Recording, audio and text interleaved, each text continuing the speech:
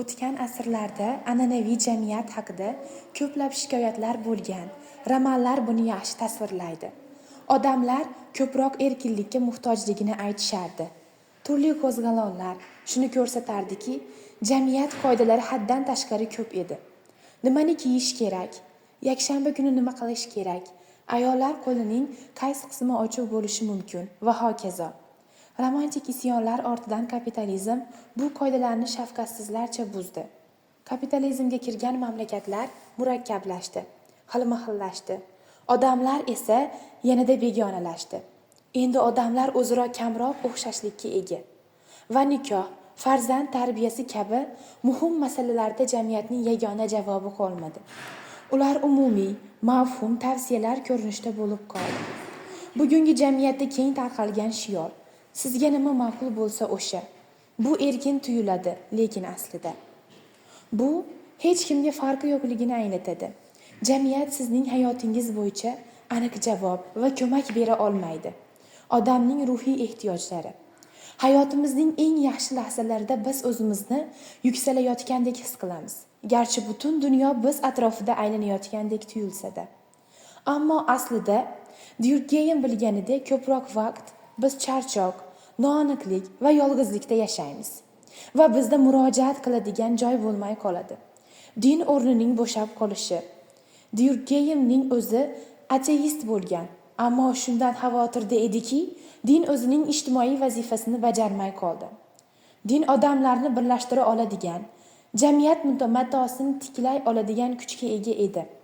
U ba'zan cherkovning rolini oshirib yuborgan bo'lsa-da, u diniy umumiylik va tasalli odam uchun zarurligini ta'kidlagan.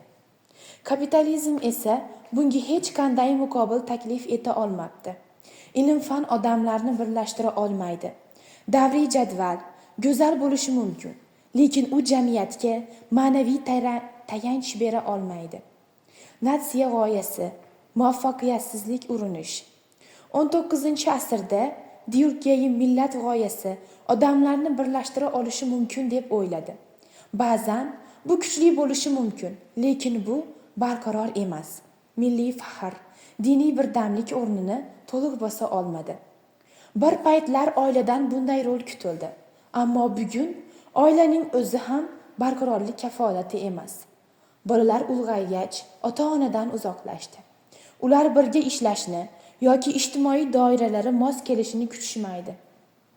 Oilamning sha'ni mening qo'limda degan tuyg'u ham yo'qolmaydi.